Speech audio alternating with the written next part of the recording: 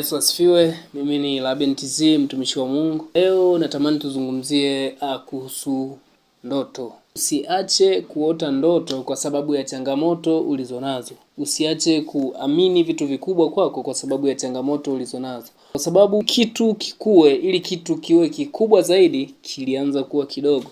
Kilianzia chini.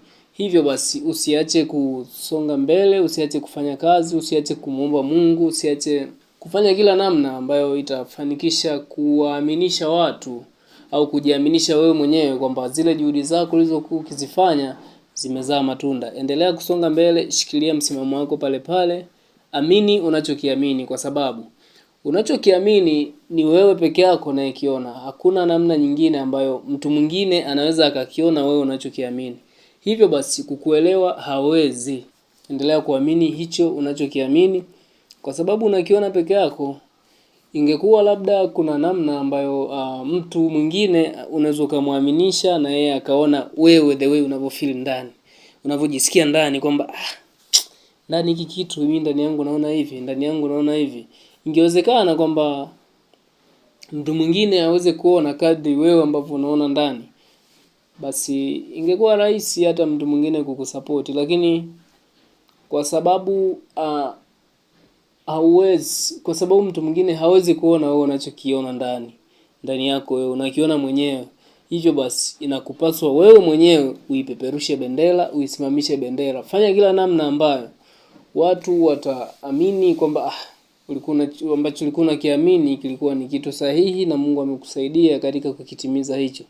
Dhahabu ili iwe dhahabu kamili inapitishwa kwenye moto ndipo ufikia ile level na kiwango cha kuwa dhahabu. Kwa hiyo sasa kwenye hiyo ndoto yako unayoiota, kwenye hiyo imani yako unayoiamini, changamoto, majaribu ni moto, wewe ni dhahabu. Ni namna ambavyo sasa vinakuandaa wewe kuwa dhahabu kamili. Ni namna ambavyo vinakunoa, vinakuandaa, vinakufanya uwe imara ili ufanikishe ndoto zako.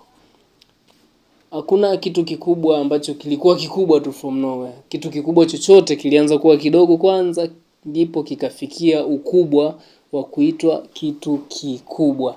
Asante sana, mimi ni Laben, mtumishi wa Mungu, nipo Mbeya, Tanzania.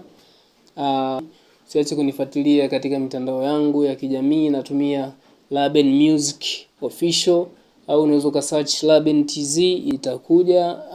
Na TikTok nakuomba ni follow, Instagram nakuomba ni follow pia, kama ni Facebook nakuomba ni follow. YouTube napatikana kwa majina ya hayo Laben Music Official. Nakuomba subscribe katika YouTube channel yangu kwa ajili ya update ya nyimbo mpya kila mara zitokapo na video. Asante sana, pia usiache kusubscribe katika hii account yetu ya Laben Heaven Brand.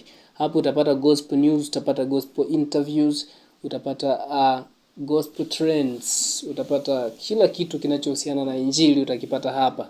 Nashukuru sana, mimi ni Laben TZ Official. Asante sana.